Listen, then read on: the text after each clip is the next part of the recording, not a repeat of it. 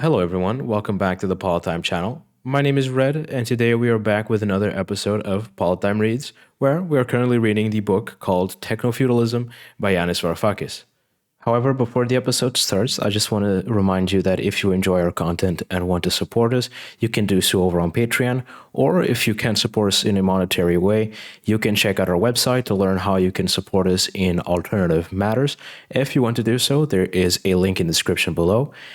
Also, make sure to join our Discord server. Anybody can join. However, if you do join and support us over on Patreon, you get access to some special perks, like being able to submit questions to our weekly Q&A that we host on the Politdigm podcast. And also make sure to support us over at our social media platforms so that you can keep up with it with the newest news about Politdigm and whatever we are working on.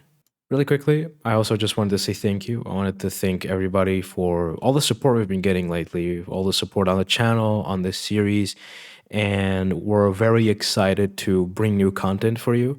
Of course, for now, we only have Politdigm Reads, and it's very exciting to see that people are enjoying the content, that people are enjoying the books we have to offer. And it's also exciting to see what will happen in the future as we bring on new books about, well, relatively always the same topic. Of course, we're always going to talk about politics and everything related to that.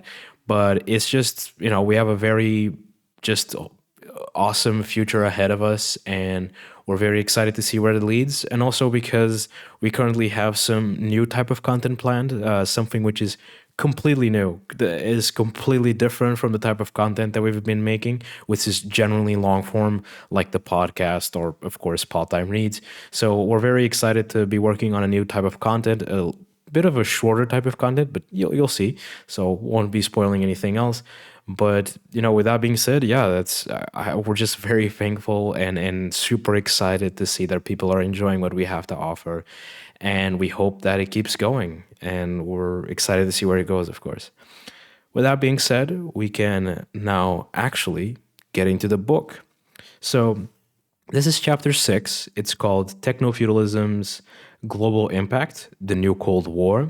For those who haven't watched the last few episodes, which you definitely should, I recommend that you watch them in order because, well, it's a book, and you tend to kind of read a book in order. But hey, I won't judge. To be fair, our latest episode, which is episode 5, has gotten more views than the first episode. So hey, I'm sure people just want to listen to a chapter. I'm not one to judge. I don't know why you're listening to the episode, so do whatever you want. But of course, I recommend that you watch the whole thing because I think that's where you'll get the best feeling of what Yanis is trying to tell. And I think that's not only is it going to be good for us because we're getting more views on the episodes, of course, but generally speaking, it's if you want to get a full picture of what Yanis is talking about and you want to be faithful to to his work, you should, of course, do that.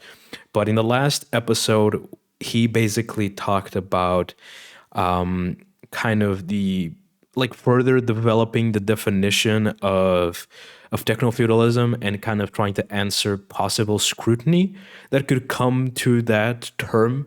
And he talks about the switch from profit-driven capitalism to the now rentier or rent-driven technofeudalism, because he basically says that feudalism was driven by rent, or that rent was the primary source of just financial growth, or kind of the thing that drove the system, and that capitalism then did it with profit, and that now technofeudalism does it with rent again, a new form of rent, works in a different way, but it's still rent. It's not profit as we've known it, and therefore that is, to him, one of the fundamental reasons why it's no longer capitalism, but rather feudalism, and specifically technofeudalism. I kind of just summarized the last episode for you, but go watch it. It's very interesting, and he talks about several interesting stuff.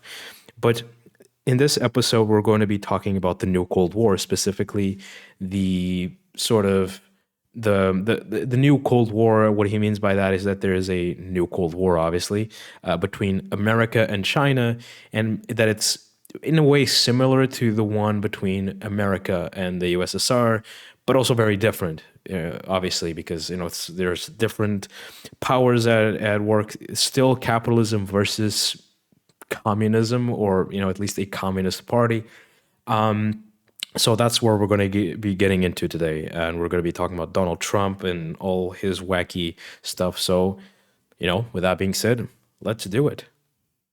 On May 15th, 2019, President Donald Trump issued a decree which, in effect, banned Google from allowing use of its Android operating system on smartphones made by Huawei, the Chinese telecommunications conglomerate. Trump was effectively evicting Huawei from Google's global cloud fief.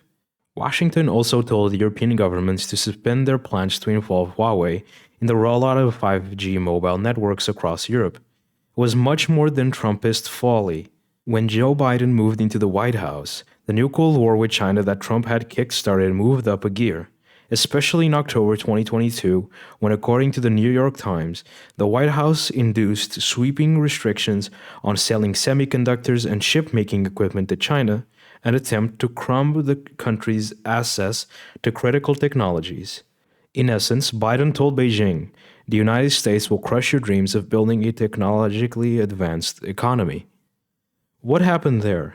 To explain their decision, both Trump and Biden cited national security concerns and played up long-standing tensions with China over Taiwan and South China Sea. But neither China's communist regime nor its stance on Taiwan were new, urgent, or unexpected. Moreover, where were these concerns when Apple and many other American conglomerates were setting up camps across communist China's coastline from the mid-2000s onwards, or when Washington was moving heaven and earth to let China into the World Trade Organization in the 1990s, or after 2008 when Beijing boosted investment from around 30% of national income to more than 50%, creating global demand for Europe's and America's products, and thus helping to save the US-dominated financialized capitalism from itself. Why did these concerns suddenly, and well before the war in Ukraine, yield a new Cold War? To solve the puzzle, we must briefly return to the parable of the Minotaur. Recall how until the Nixon shock of 1971, any non-American with large quantities of dollars could exchange them at will for gold owned by the US government at a fixed price of $35 per ounce? For as long as America sold more stuff to Europe and Asia than it's imported from them, as it did between the wars and 1965, this trade surplus meant that every time America sold a jet or refrigerator in France or Japan, the foreign-held dollars that paid for them would be repatriated, and America's gold reserves would remain untouched. However, by the mid-60s, the United States had turned into a deficit country, buying goods of greater dollar value from foreigners than it sold to them. This led to a torrent of dollars leaving America for Europe and Asia and not coming back. And the larger the U.S. trade deficit, the more claims foreigners had over America's gold. In time, they grew anxious that the U.S. government did not have enough gold to match their dollars, and there was a run on America's gold. To prevent losing it all, on the 15th of August 1971, Nixon told the world that they would no longer exchange foreign-held dollars for gold at that fixed price. In other words, no more gold for you from our vaults. Our dollars are now your problem. Non-American central banks suddenly had no alternative than to use dollars instead of gold as reserves to back the value of their currency. The dollar began to resemble an IOU.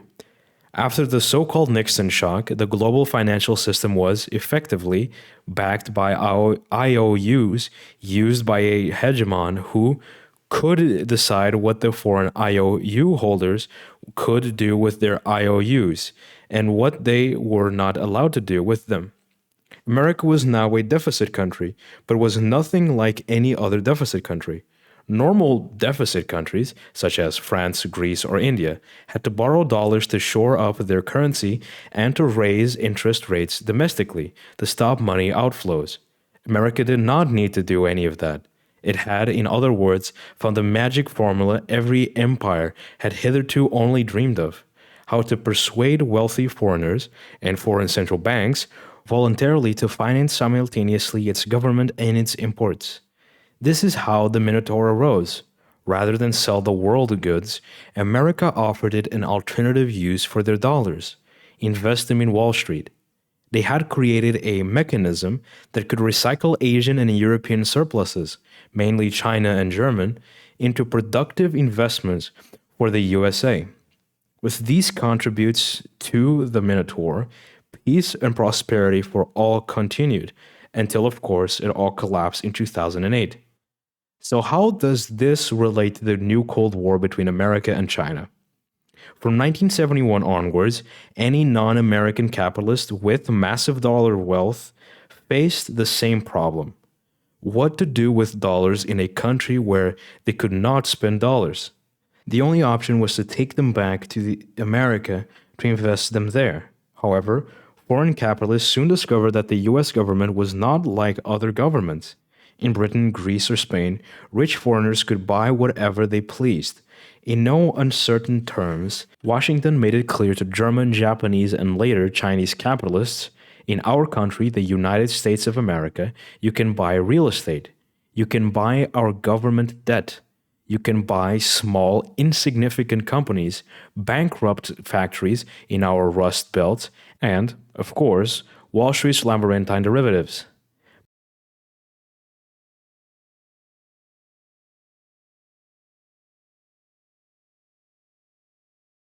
But keep your grubby hands off our Boeing, our General Electric, our big tech, our big pharma, and of course our banks. Which brings us back to Trump's ban on Huawei and Biden's declaration of economic war on Chinese tech companies. The underlying logic of these prohibitions was a straightforward extension of the same thinking adapted to the circumstances of a post 2008 techno feudal world. With cloud capital dominating terrestrial capital, the maintenance of US hegemony requires more than preventing foreign capitalists from buying up US capitalist conglomerates like Boeing and General Electric. In a world where cloud capital is borderless, global, capable of siphoning cloud rents from anywhere, the maintenance of US hegemony demands a direct confrontation with the only cloudless class that have emerged as a threat to their own: China's. True hegemons prevail not by force, but by offering hard to resist Faustian bargains. One such was the Dark Deal, as a Chinese official once described it to me, that underlay US China economic relations prior to the new Cold War. At its heart was an implicit offer by America's ruling class to China's ruling class, an offer directly equivalent to that of the Minotaur. We shall keep demands for your products high using our trade deficit. We shall also shift our industrial production to your factories. In return, you will voluntarily invest your profits in our finance, insurance, and real estate sectors, known affectionately as FIRE. It was a tried and tested recipe. Ever since the Nixon shock turned the dollar into a glorified IOU, Americans had been buying more or less anything that Japan's factories could produce, paying in dollars that Japanese capitalists had no alternative but to invest in American fire. Following Nixon's famous visit to Beijing in 1972, signaling America's strategy to push a wedge between China and the USSR by establishing relations with the People's Republic. Following decades of non-communication and even war, America's smart money envisioned China as a Japan writ large, a vision that Deng Xiaoping eventually indulged by opening up China to the West.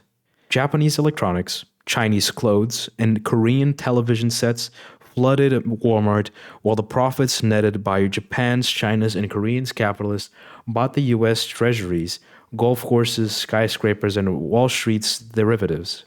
From the 1970s onward, globalized capitalism was funded on this fascinating recycling of, mainly, Asian manufacturing profits into American rents, which in turn sustained the American imports that provided Asian factories with sufficient demand.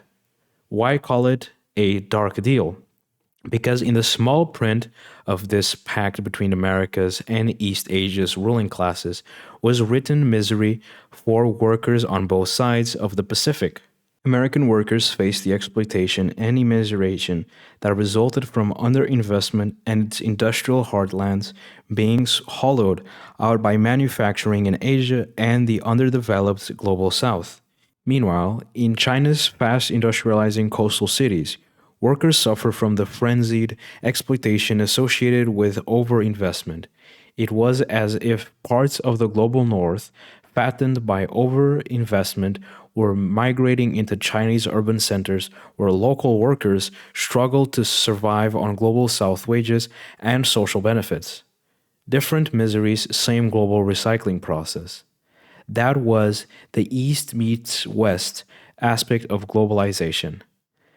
Then there was, of course, the global south, deficit countries in Asia, Africa, and Latin America, with weak economies constantly agonizing over a shortage of dollars, which they had to borrow from Wall Street to import medicines, energy, and the raw materials necessary to produce their own exports, which they needed to earn the requisite dollars to repay Wall Street. Inevitably, every now and then they ran out. At that point, the West would send in the bailiffs, the International Monetary Fund, which would lend the missing dollars on conditions that the debtor government handed over the country's water, land, ports, airports, electricity, and telephone networks, even its schools and hospitals, to the local and international oligarchs, who would, once in control of these companies and assets, have no alternative but to channel their earnings into Wall Street. That was the neo-colonial aspect of the same global recycling mechanism which secured U.S. hegemony, or, to use my favorite analogy, the Minotaur's reign. Then came the crash of 2008. This had two main effects that together underpin today's new Cold War. It strengthened China's position in the global surplus recycling mechanism, and it turbocharged the buildup of cloud capital both in the United States and in China. To see how this caused the world to divide into two new blocks, or, to be more precise, two super cloud fiefs, it helps to delve a little deeper into China's hyper-evolution in the aftermath of 2008. As mentioned at the start of the chapter, when the bottom fell out of Wall Street, China stabilized global capitalism by cranking up domestic investment to more than half of China's national income. It worked, in that Chinese investment took up much of the global slack caused by Western commitment to austerity. China's international stature rose, and its accumulating dollar surpluses allowed Beijing, in addition to feeding Wall Street, to become a major investor in Africa, Asia, even in Europe through its famed Belt and Road Initiative. There was a price, of course, for this sparkling new role. To elevate investment to such heights, Chinese workers' share of the pie had to decline, while Chinese rentiers, operating within China's own fire sector, got seriously richer. Specifically, investment rose on the back of loans using a collateral land that China's local authorities made available to developers. Thus, the post-2008 investment drive went hand in hand with the inflation of house and land prices across China. In the same way that cloud capital rose in the US on the back of central bank monies from the Fed, so the same occurred in China on the back of Beijing's investment drive. Silicon Valley's big tech soon discovered a mighty competitor, China's big tech. Westerners underestimated it. We think of Baidu as a Chinese Google knockoff, of Alibaba as an Amazon imitator. They are much more than that. Indeed, to grasp the enormity and nature of China's big five cloudless conglomerates, Alibaba, Tencent, Baidu, Ping An, and JD.com, consider the following thought experiment. Imagine if in the West we were to roll into one Google, Facebook, Twitter, Instagram, and the version of Chinese-owned TikTok still available to American users. Then include the applications that play the roles that telephone companies used to, like Skype, WhatsApp, Viber, and Snapchat. Add to the mix e-commerce cloud lists like Amazon, Spotify, Netflix, Disney Plus, Airbnb, Uber, and Orbitz. Lastly, throw in PayPal, Charles Schwab, and every other Wall Street bank's own app. Now we're getting close, except there's more. Unlike Silicon Valley's big tech, China's is directly bound into government agencies that make all-pervading use of this cloud-list agglomeration. To regulate urban life, to promote financial services to unbanked citizens, to link its people with state wealth care facilities, to conduct surveillance of them using facial recognition, guide autonomous vehicles through the streets and outside of its borders, to connect Africans and Asians participating in China's Belt and Road initiatives to use its super cloud fief. The key here is the seamless integration of communication, entertainment, e-commerce, foreign investments, and much else with online financial services, the portal to the cloud rent. As I write this sentence, WeChat, the mobile messaging app belonging to Tencent, has transmitted 38 billion messages in a single day. Its users did not have to exit WeChat app to make a payment. While streaming music, scrolling social media, messaging their families, they are able to use the same app to send money to anyone in China, as well as to any of millions outside China who have downloaded WeChat and opened up a Yuan account with any number of Chinese banks. With this great leap in financial services, China's cloud capitalists acquired a 36-degree view of their users' social and financial life.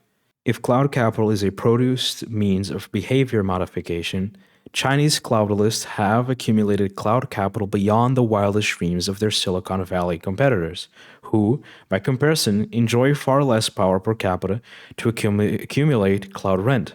American big tech has been doing what it can to catch up.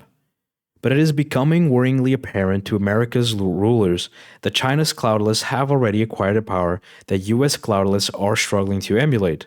The power stemming from a successful merger of cloud capital and finance, or cloud finance.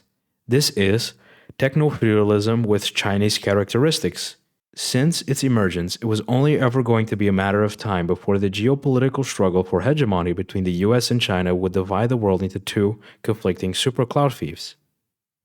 People often ask when the dollar's reign will end, and whether it might even be replaced by the Chinese yuan as the world's reserve currency. But this question neglects a crucial fact. The dollar's reign has suited most countries, including China, just fine.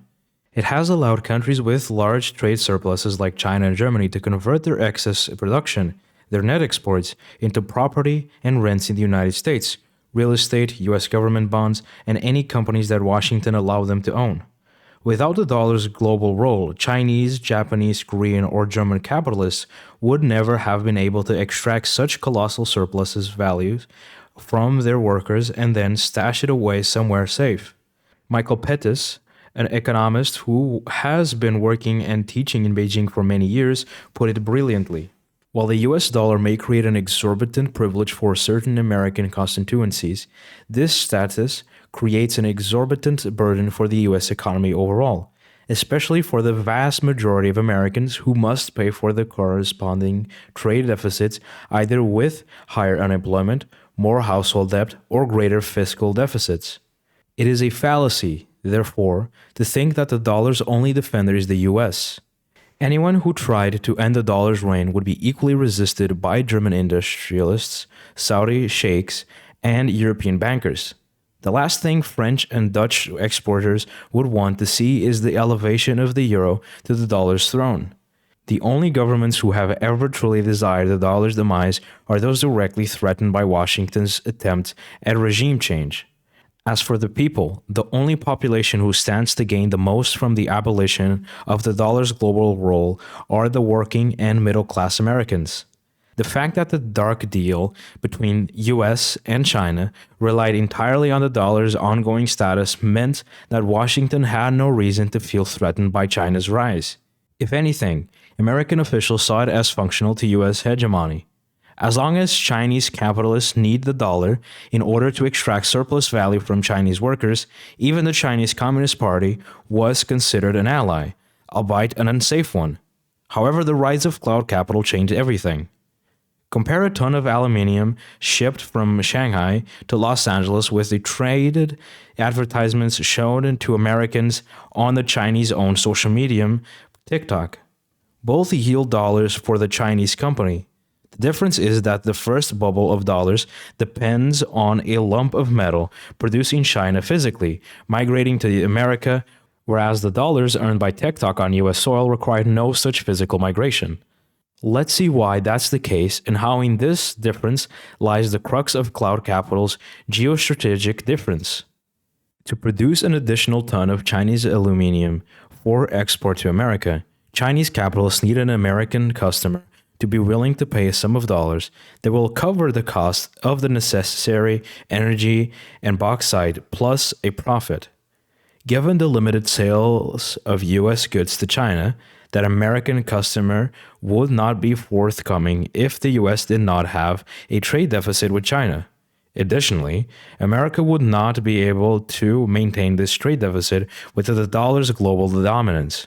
In short, for the said ton of aluminum to ship from China to some port on America's west coast, two things are necessary: the dollar's exorbitant privilege and the red ink all over America's trade balance with China. TikTok, in contrast, has no need for additional dollars from American customers in order to produce new products for its US market. With its servers, algorithms, and fiber optic cables already in place, produced and maintained by domestic Chinese monies, throwing one more viral video to its American customer base comes at zero additional or marginal cost. This is crucial. TikTok can therefore siphon cloud rents from the US market into China without relying on either America's trade deficit or the dollar's supremacy. Without a need for dollars to create its cloud capital, TikTok uses it to rake in its dollar-dominated cloud rents directly, seamlessly, and at the speed of light. Power thus is shifting in a way that reduces the value of the dark deal to America's ruling class and state. As Chinese cloud capital grows in relation to terrestrial capital, China's rich and powerful find themselves less and less subject to U.S. authorities' power to regulate Chinese goods passing through their ports.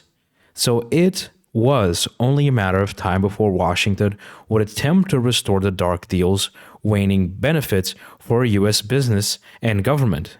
The Trump administration crossed the Rubicon with its almost total ban on technology companies Huawei and ZTE, as well as a move effectively to Americanize TikTok by banning its availability for further download from U.S. app stores. Its motivation was only very thinly disguised with the usual invocation of national security concerns. Scratch the surface, and the real motivation emerges: a serious and not illogical concern from the threat to Wall Street and Silicon Valley posed by the rise of Chinese cloud finance, which tilts the comparative advantages of the dark deal away from America's and towards Chinese ruling class. Compared to the original Cold War, the new Cold War has little politics behind it, just naked techno-feudal class interests. Still, the dark deal was not in immediate peril as long as the dollar remained the world's indispensable IOU, allowing wealthy non-Americans access to U.S. property and rents. After all, what else could the Chinese cloudlists do with all the dollars they reaped in cloud rent from the United States, Europe, and across the world? Their dependence on access to U.S. markets gave the Trump administration confidence that the Chinese would accept, without much pushback, restrictions on their cloud capital's power and reach. In a way, Trump was trying to do to China what Reagan had done to Japan in 1985 under the so-called Plaza Accord, which forced it to devalue the yen massively and thus to limit the capacity of Chinese exports to profit from American sales and, more broadly, from the U.S. trade deficit.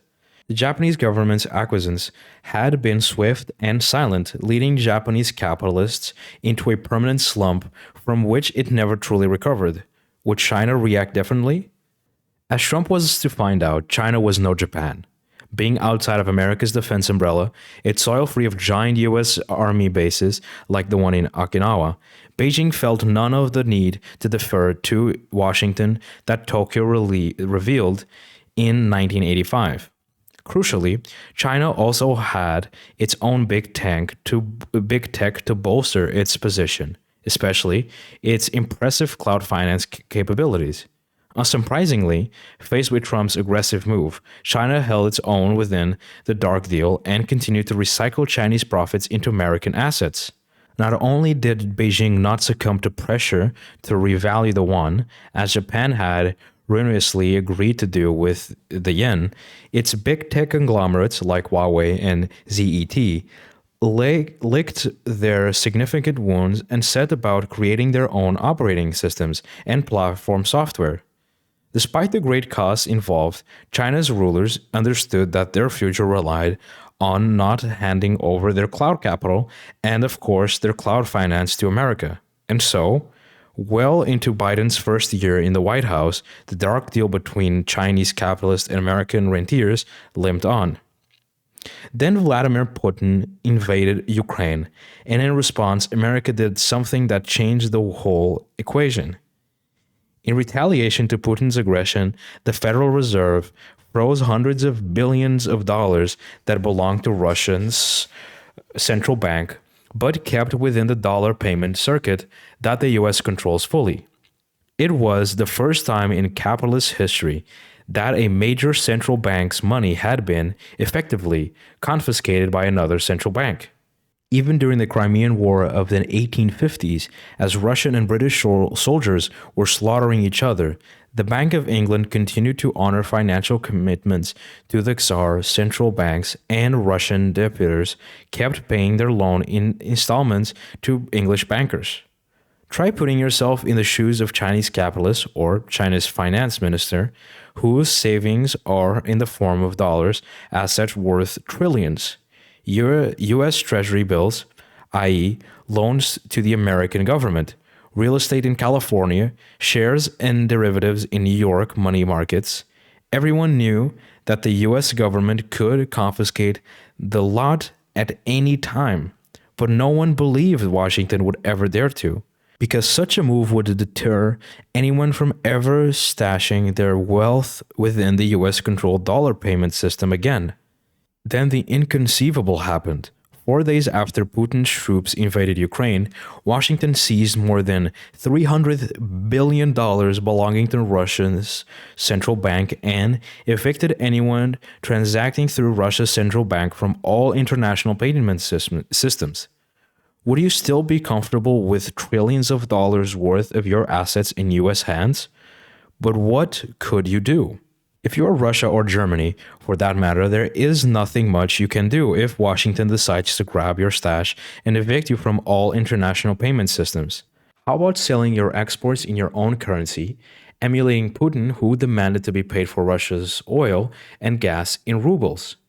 It may sound like a solution, except it is not. Who will want to sell their computers or cars to Russians in rubles other than the very few foreign capitalists who have an eye on some Russian assets, for example, a dacha, a factory, or a local bank? Even German exporters who earn massive amounts of euros from selling in Spain or France or Italy have a problem finding euro-dominated assets that they want to own. What if you are China? Again, even though your economy's size and depth mean that many foreign capitalists will crave some of your assets enough to accept yuan, you still have a problem. If you are a Chinese capitalist cut off from the dollar, you will not be able to benefit from America's trade deficit. To use it as a vacuum cleaner that sucks into the American markets your aluminium, cement, electric vehicles, and snazzy clothes.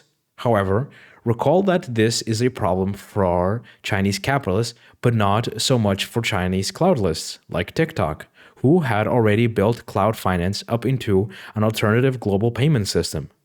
With it in hand, what is a serious problem from Chinese capitalists, i.e., the possible end of the dollar's reign poses no threat to Chinese cloudlists.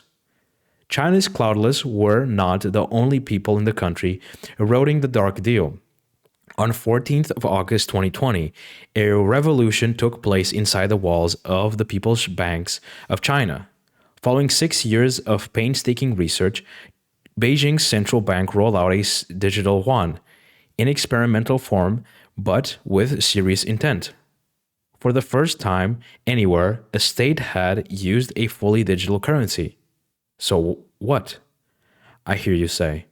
We all use digital money all the time. Well, yes, but this was something altogether different. When you pay for your coffee or train ticket using a smartphone app or a microchip-equipped debit card, these conventional digital payments go through the infrastructure of private banks. What China had created was digital money issued directly by a central bank, cutting out these middlemen, the private bankers. To see the global significance of this, consider Jürgen, a Hamburg-based factory owner using raw materials based in Zhe's factory in Guangzhou to manufacture ship propellers, which Jürgen then sells to a shipyard owned by AI near Shanghai.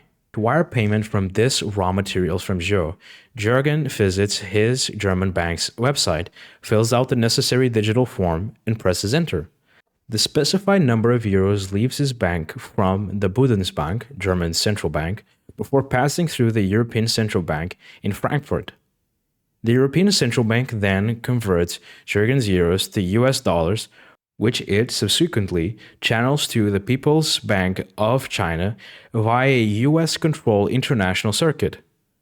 Once at the People's Bank of China, its functionaries convert the money into yuan and wire it to Zhe's bank. Finally, Zhe's bank credits his account. Exactly the same clunky process is activated in reverse. Then AI pays Jürgen for the propellers his shipyard buys from him. Is there a reason why such an unwieldy process has survived the wonders of the digital age? Of course there is. Its clunkiness and mind-boggling efficiency is a source of rent as each private banker and go-between involved in such transfers takes a small cut.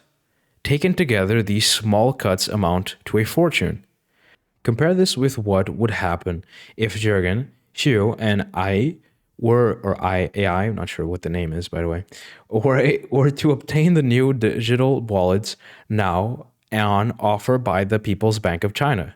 Jürgen would pick up his smartphone, open the digital yuan app, send a sum of digital yuan to Xu, who would receive it instantaneously and at zero cost. End of story. Think of all the middlemen the digital yuan cuts out. Jürgen's German bank, the Bundesbank, the European Central Bank, and, crucially, the international money transfer conduit, which is fully under the thumb of US authorities. It is nothing less than Washington's and the private bankers' worst nightmare. Before 2022, Chinese cloud finance and the digital yuan resembled a brand new road with little traffic. Why would the ultra-wealthy of the world direct their money through a yuan-paved road, policed by the People's Bank of China, when they could use the existing, albeit bumpy, dollar-built superhighway? A good reason appeared soon after the first explosions over Kharkiv, and Mariupol. The aforementioned seizure by America of hundreds of billions of dollars belonging to Russia's central bank. Blocked from the dollar superhighway, Russian money began to use the underutilized, glistening Chinese alternative. And it was not just Russian money that chose this new route. Many wealthy non-Russians, too, felt reluctant to continue letting their money race down the dollar freeway.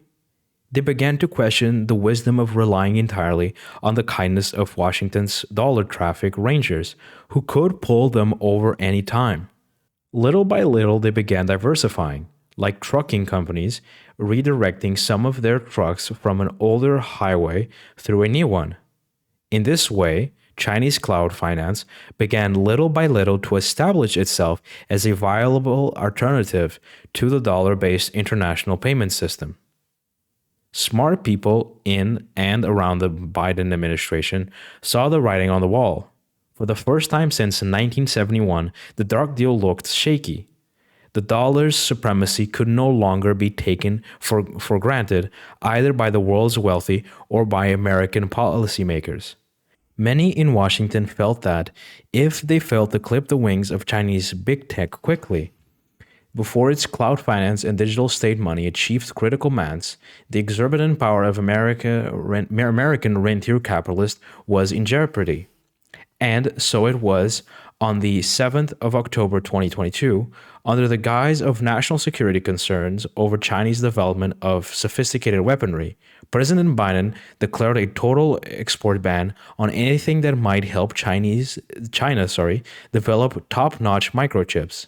Since microchips are the building blocks of any advanced economy, and the ban on selling chips to China extended to non-American companies that wanted to do business with American ones, Biden's ban amounted to a total economic war. The intent was crystal clear: a shock and awe assault aimed at Chinese cloud finance, hoping to wound it critically before it could grow into a fully fledged beast able to withstand, even to defeat, the combined forces of Silicon Valley and Wall Street. Will it work? Biden's microchip ban will in the short term slow down China's technological progress and impinge on the accumulation of Chinese cloud capital. However, it also has two unintended consequences, both working in the opposite direction to bolster Chinese cloud capital in the long term. The first unintended consequence of Biden's ban was to motivate Chinese officials fully to bank on China's cloud finance, something they had previously been reluctant to do. Why were they reluctant? Because they were invested in China's export-led growth, which relied on the profits that Chinese capitalists drew from the American trade deficits as part of the dark deal. Anything that threatened those profits, including domestic cloud rent, was looked at askance. Until, of course, Biden unceremoniously confronted Beijing with a stark choice: ditch the dark deal or stay in the technological dark ages. It was a no-brainer. They would ditch the dark deal if they had to and shift their allegiance from China's capitalists who depended on the dark deal to China's cloudless, who can rake in cloud rents without it. The second unintended consequence of Biden's ban was to inspire capitalists and rentiers from across the world, including Western Europe, to flock to China's cloud finance. Consider again Jürgen, our friend from Hamburg, whose business is inextricably linked with the Chinese markets.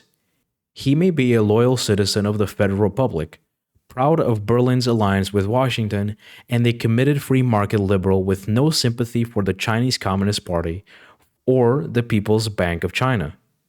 Nonetheless, every time he reads in the newspapers about Washington's sanctions and overall hardening stance towards China, he is motivated to acquire a digital yuan account to overcome future obstacles in making and receiving payments that are crucial to his propeller export business.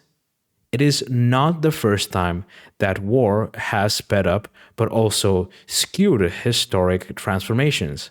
The Second World War paved the way to the dollar taking over the British pound to dominant role in international payment. Arab oil, for example, was swiftly redominated from pound to dollar. The war in Ukraine prompted the United States to make moves which diverted considerable money flows from the dollar-based payment systems to a yuan-based system run by Chinese cloud capital. As we speak, Chinese cloud rents accumulate, further overshadow Chinese capitalist profits, accelerate China's transition to technofeudalism, and crucially, weaken the dark deal between the world's two superpowers. The repercussions of all of this for war and peace, international tension, and cooperation cannot be underestimated. Focusing out of our present circumstances for a moment, so as to grasp for a larger picture, it is worth recalling how soon after I was born, And despite its youth and vibrancy, capitalism demonstrated an inherent inability to generate domestic markets sizable enough to absorb all of the goods that local capitalist industries were producing. The result was aggressive expansion overseas, a new type of imperialism motivated not so much by an urge to plunder faraway lands, but to secure and corner faraway markets for the commodities produced domestically. As several capitalist nations competed for the same turf in Africa, Asia, and the Americas, these neocolonialist conflicts led to the repulsive bloodletting of the late 19th century in Europe and ultimately, in the first half of the 20th, to two world wars. Capitalism's rise, in short, inspired industrial scale carnage at a planetary scale. What should we expect today, during technofeudalism's early phases? We already have hints of what is to come. Under the spell of the war in Ukraine and the great inflation, which are enhancing poverty, climate change, and an atmosphere of fear, the world is dividing into two mutually antagonistic super cloud thieves, one American and the other Chinese. Little that is good and worthy will come of this bifurcation. Remember how in 1971, President Nixon told his European counterparts, "Our dollar is now your problem." History could not have backed him more resoundingly. After 1971, American capitalism generated successive crises: the oil crisis of 1973 and 1979, the global debt crisis after Fed Chairman Paul Volcker pushed U.S. interest rates above 20% in 1981, the 1991 crisis following the bursting of the several bubbles in the U.S. financial networks, the 2001 dot-com debacle, and last but not least, the crash of 2008. It was in the nature of the beast, the Minotaur that is, which was diverting to America more than 70% of European and Asian capitalist profits. Every such crisis left Europe weaker, more divided, more reactionary. It was not for the lack of trying. In reaction to each shock wave crossing the Atlantic, European leaders did their utmost to shield Europe from the next one. Their approach was to expand and consolidate Europe's institutions and resources, leading ultimately to the establishment of a single shared currency. Why did these various projects, all aimed at liberating Europe from its vulnerability of America's rentier economy, end up failing? The answer is not particularly complicated. The reason is the European Union's total dependence on its own dark deal with America.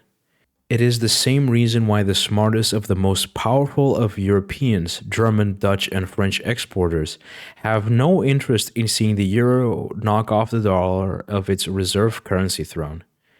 It is why Europe's monetary union remains incomplete by design.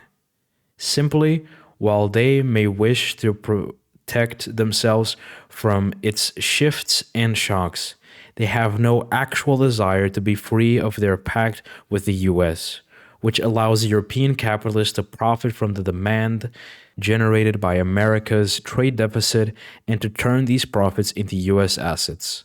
Could anything worse afflict a Europe dependent on the dark deal than the dark deal's demise? Yes, there is something even worse: the gradual worldwide shift of money and power from the capitalist to the cloudless sphere. If my hypothesis is right, that cloud capital is overpowering terrestrial capital, sucking cloud rent increasingly out of global value chain, then Europe is in deep trouble. Because Europe is not China. It lacks a single big tech company that can compete with those of Silicon Valley, and its financial systems are wholly reliant on Wall Street. Europe's lack of cloud capital means that the new Cold War, along with the energy shock that the war in Ukraine inflicted upon its manufacturers, has already rendered Europe geostrategically irrelevant. At least, Europe is still rich and, in theory, able to look after its weaker citizens. The same cannot be said for Sri Lanka, Lebanon, Pakistan, India, most of Asia, and the whole of Africa and Latin America. The rising price of food and fuel caused by the great inflation has pushed the global south into a debt crisis, as gruesome as that of the 1970s and 80s.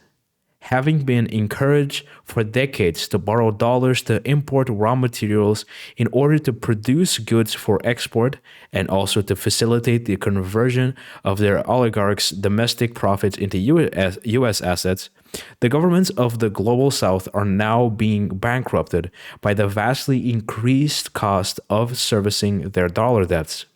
The global south faces an appalling choice: default on their dollar debts, which means they won't be able to buy the energy, food, and raw materials they need to feed their people, run their factories, and poach their fields, or get another dollar loan from, say, the International Monetary Fund, with which they can pretend to repay their existing dollar loans under two inhumane conditions. First, by handing over control of their essential sectors, such as water, electricity, to oligarchs masquerading as investors. Second, by pushing domestic fuel and food prices up so high that their people will go hungry. Either way, these so-called developing countries are being forced to surrender to the dynamic of underdevelopment. But this is not the only dreadful choice that global south governments must make. With the dividing into two super cloud thieves, one dollar-based and another yuan-based, they are being forced to choose which feudal lord to submit to. Gone are the days when their oligarchs could borrow from China, or collect profits from selling grain in Shanghai and use the money to buy properties in California or derivatives in Wall Street.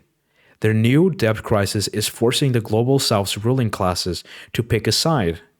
To which cloud thief will they commit future earnings from the selling of their rare earths and other raw materials? Will they still rely on Wall Street? Or will they channel their profits and rents through China's cloud finance? Either way, the global south is being divided, escalating the new Cold War further. This is much more than neo-colonial, business as usual. Chinese and American capital have been at loggerheads for years. Except that now it is no longer a competition based on the prices of commodities or the comparative desirability of different vendor financing offers. This is a titanic battle over as yet virgin techno-feudal territory on which two systems of cloud rent extraction wish to establish themselves as overlords. It will take a miracle for this recently evolved species of imperialism not to result in more wars and more failed states.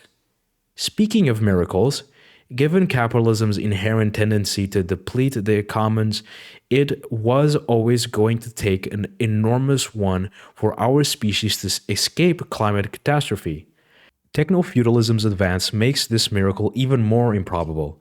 The age of cloud capital erects two obstacles in path of climate change amelioration. One obstacle operates at the level of politics and is obvious. A grand deal between the United States, the European Union, China, not to mention Brazil, Russia, India, and South Africa, is a prerequisite for limiting climate warming to levels consistent with our species' survival. In the shadows of this new Cold War, the best we can now hope for are two separate green transitions, one in each super cloud phase, a bifurcation of the global green agenda which I fear will play into the hands of fossil fuel conglomerates who will find ways to play one of against the other, allowing them to keep drilling. The less obvious obstacle techno-feudalism throws in the path of any green transition are the so-called electricity markets. I say so-called because they're not, and can never be, actual markets. Think about it. Only one electricity cable enters your home or business. It is the definition of natural monopoly. Naturally, if governments were to advocate that such a monopoly be sold to a privateer, who would then have a monopoly power over anyone? People would rise up. So, following Margaret Thatcher's lead, government's intent on privatization promised magically to create competitive electricity markets around a single grid and the lone cable coming out of your wall. A handful of energy providers, the promise went, would compete in some auction house daily to provide you with the cheapest possible electricity. These pretend auction markets, in which a handful of firms collude to fleece customers and lesser capitalists, are a rentier capitalist delight. Exhibit A: their immense profits during the energy crisis following the pandemic and Putin's invasion of Ukraine. But that's not all. The rentiers that now own the privatized power generation stations gamble their future revenues in a global casino, borrowing against future revenues in order to hedge against future losses. In plainer terms, our energy systems have been surrendered to oligarchs with a vested interest to entangle energy in a web of financialization. As this web becomes increasingly fused with cloud finance, we forfeit what is left of our capacity as a demos, a community, a society, a species, to choose the energy practices that might avert climate disaster. It is why I am anxious to convey, especially to the youth, the disturbing news that the greater the power of the cloudless class, and the faster the march of technofeudalism, the less we, the demos, can do to avert climate catastrophe. The young, who are the forefront of striking for the future, must recognize that preventing our planet's overheating goes hand in hand with resisting technofeudalism. Back to your question, who wins and who loses? As a young man, you had hoped organized labor would vanquish capitalism at a planetary scale. As an older man, you witnessed exactly the opposite: capitalism's unhindered globalization. After 1991, two things globalized: financial capital, which could jump continents at a push of a button, and production lines or chains, which made it possible for American iPhones, engineered by Indian developers in San Francisco, and built by a Taiwanese company in Zhangzhou, to be sold in Philadelphia. Around 2.5 billion laborers, mainly from China, India, and formerly communist countries, joined this international value chain, lifting many of them out of poverty. But the headline generating rises in measurable incomes were often bought at the price of sheer grief. Chinese migrant laborers working 16-hour shifts in abominable sweatshops to produce iPhones saw their incomes quadruple, but became almost as suicidal as Indian farmers whose livelihoods were destroyed when their crops became dependent on Bayer Monsanto's genetically engineered seeds. Even in America, the greatest beneficiary of globalization, millions succumbed to death of despair. These contradictions were the direct consequence of the dark deal. By mobilizing America's trade deficit to turn China into a capitalist superpower, enriching capitalists and rentiers worldwide, underinvestment induced misery migrated to the global north, while overinvestment induced wealth migrated to the global south. 2 years after the collapse of the Soviet Union, as globalization was gathering pace, you asked the question that motivated this book, betraying your stubborn hope that capitalism might not last forever. Some 30 years later, as I have argued, your wish has been granted. The internet has indeed proved capitalism's undoing, though not in the way you might have expected. If I am right, the question now becomes: who are the winners and who are the losers from this transformation of capitalist globalization into a worldwide techno-feudalism? Throughout the capitalist era, nothing good has happened when rentiers have succeeded in creaming off increasing proportions of capitalist profits. Profits conversion into rent has always hindered capitalism's dynamic. created bubbles that burst and plunged weaker people and states into toxic debt. The rise of technofeudalism has taken this crisis producing process to new heights, to a state of polycrisis, to borrow the neologism economic historian Adam Tooze concocted out of two Greek words. Think of those billions of cloud serfs who are, at this very moment, putting so much time and energy into building up someone else's cloud capital. Their unpaid labor produces extractive power and cloud rent for very few cloudlists, money that will never re-enter the wider circulation of income, while earning them no income themselves. Allow me to describe this as the shrinking of the global value base. Add to this the wage squeeze that cloud capital also imposes on wage workers, as it increasingly turns them into cloud proles. The result is a substantial reduction in the incomes that the masses can mobilize to buy commodities.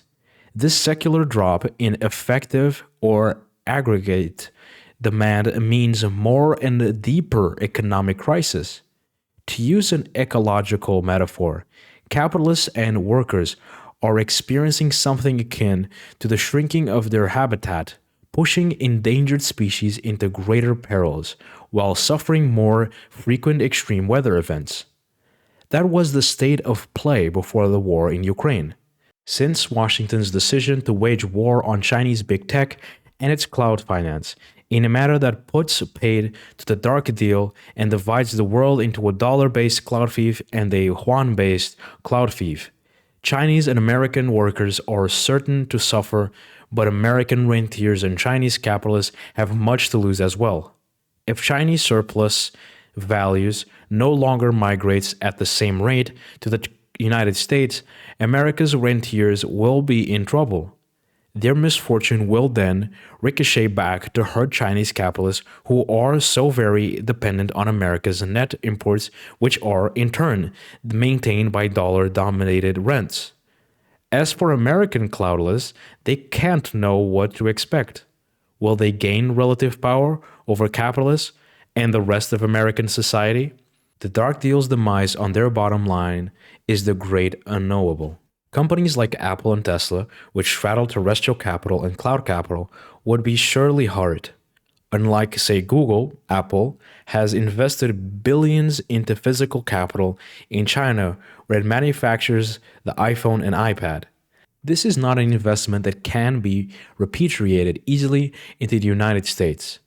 Apple is not manufacturing in China because of cheap, skilled labor, but because since 2007, it has built an entire ecosystem of manufacturing processes which blend human, terrestrial, and cloud capital in ways that cannot be emulated on American soil.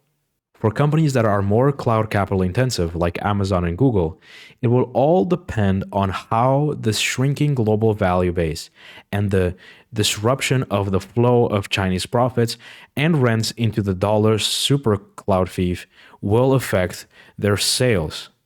One thing we know for certain: technological advancement will help cloud capital grow from strength to strength.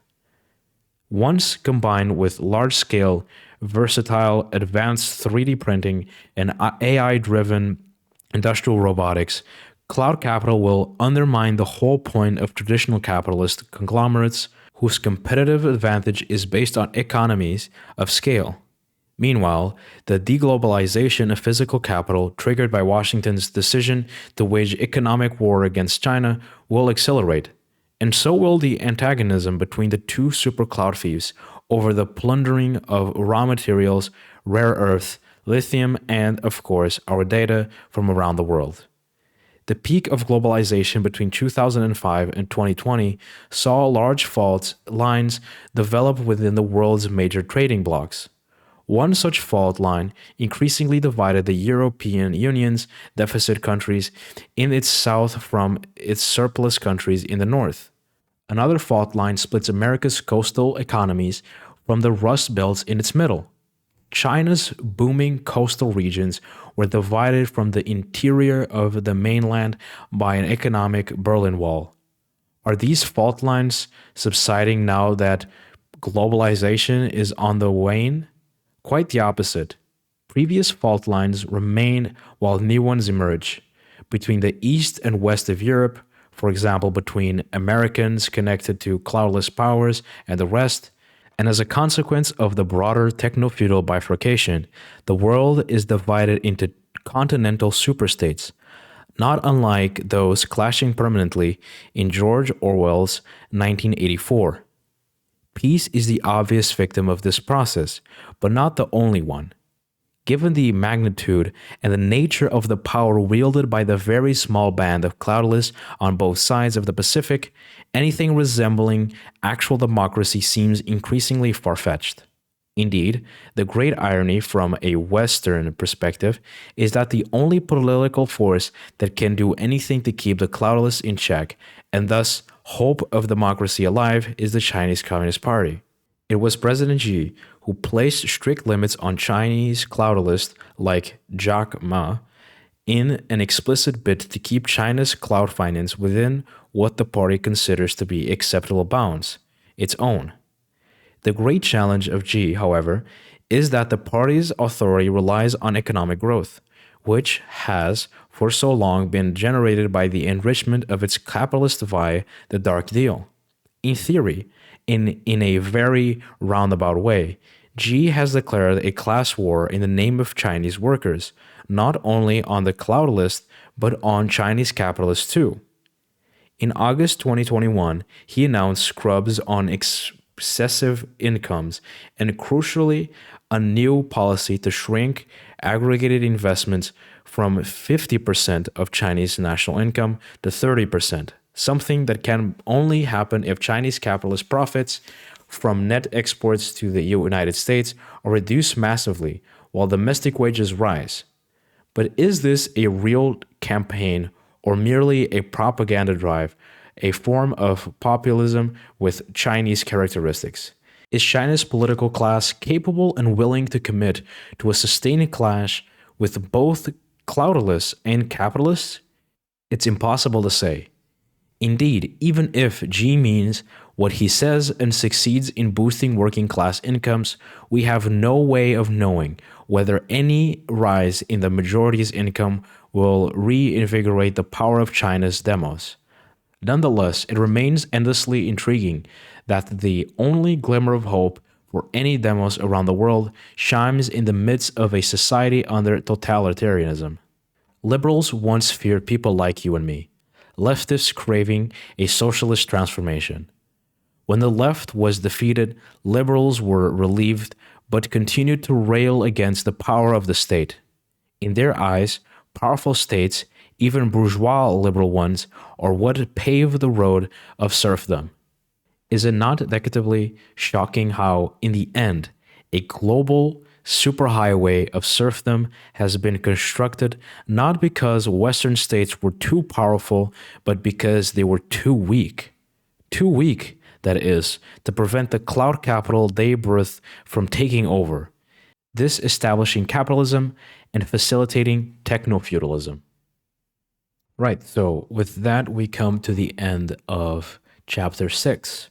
That was a very interesting chapter. We went into a lot of topics which I had been wondering about, stuff that I've heard Yanis talk about and stuff that he has kind of previously teased about, mostly the New Cold War stuff. And now I perfectly get what he means by the New Cold War.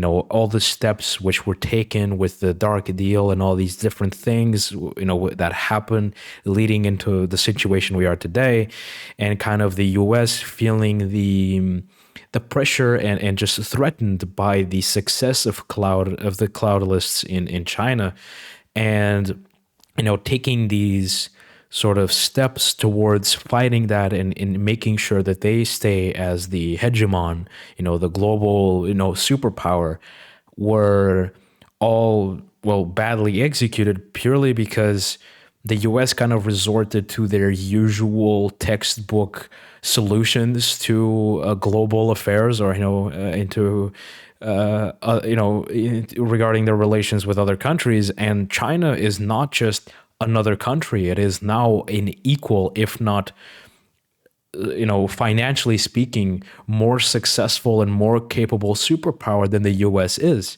So you can't, basically threaten or throw these sanctions towards a country which is equal, if not more powerful than you, and expect them to just follow through and do whatever you want. And it's very interesting because just like after the Second World War, and with the the two polar state of the world, with on one side you have the America and its allies, and then on the other side you have the USSR and its allies, and you kind of have to choose sides, or if you were Switzerland, you were neutral, but you kind of had to side with the West or the East. And now it is very similar. Again, we have two superpowers, America and its allies, and then China and its allies.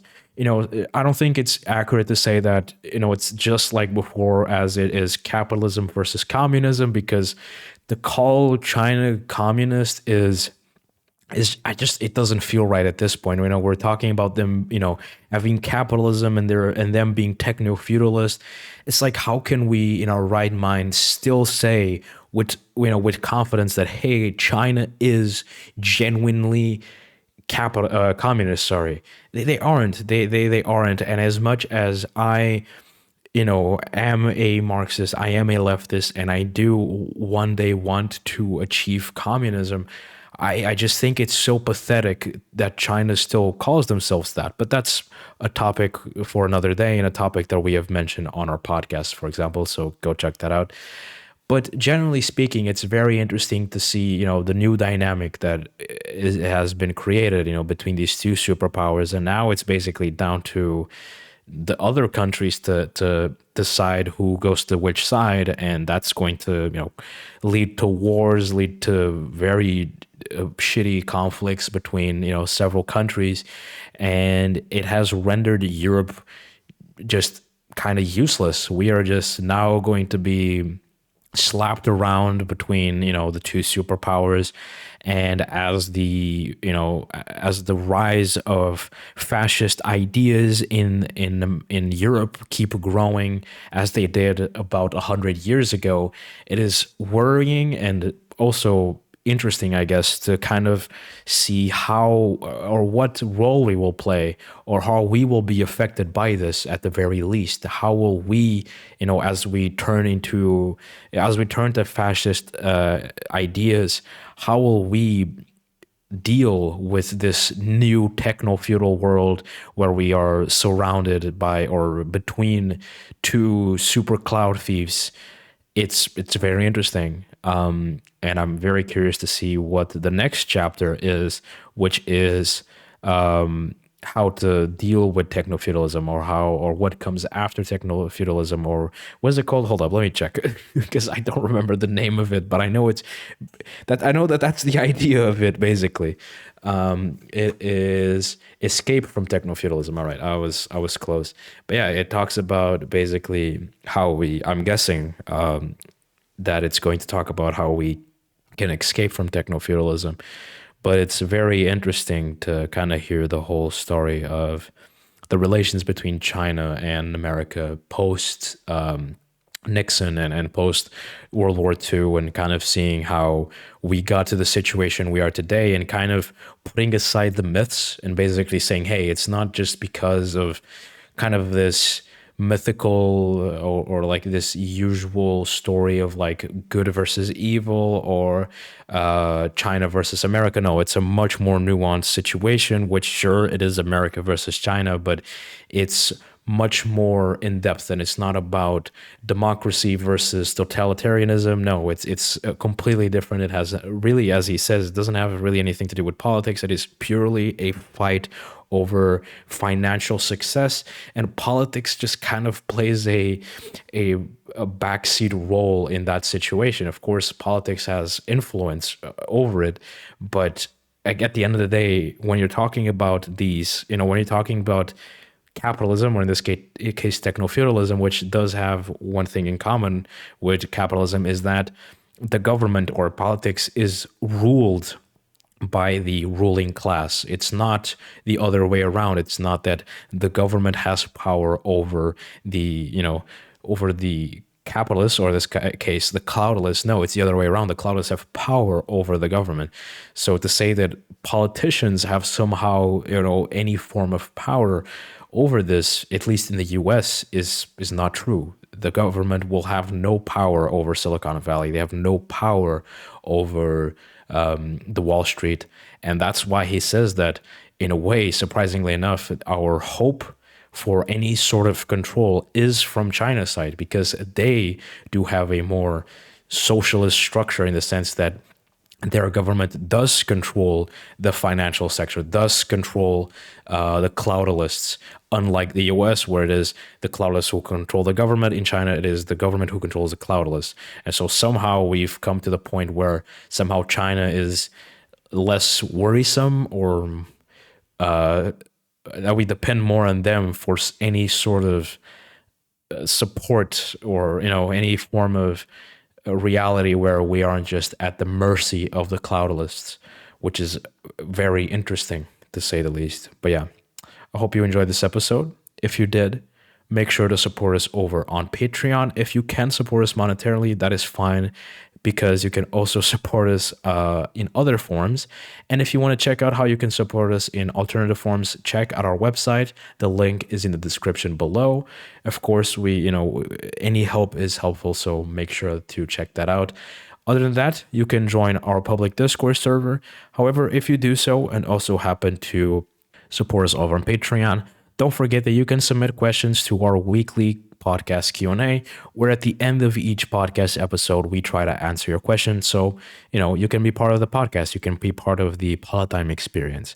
And other than that, of course, check out our blog, our website, check out all our content, and also check our social media platforms, where we will keep you updated on the newest content. If there's any sort of emergency or something that actually happened the week that this episode is coming out, we simply didn't have time to work on a blog and a podcast, so we announced, hey, look, we had a bit of a scheduling issue, and this week we're switching up our schedule, but next week everything will be back to normal. So it's always good to be able to get the latest news about Politdigm. So follow our social media platforms for that news. And with that being said, I have nothing else to say other than hope you enjoy this episode, and thank you for all the support we've been getting on this series, and I'll see you next week. Goodbye, everybody.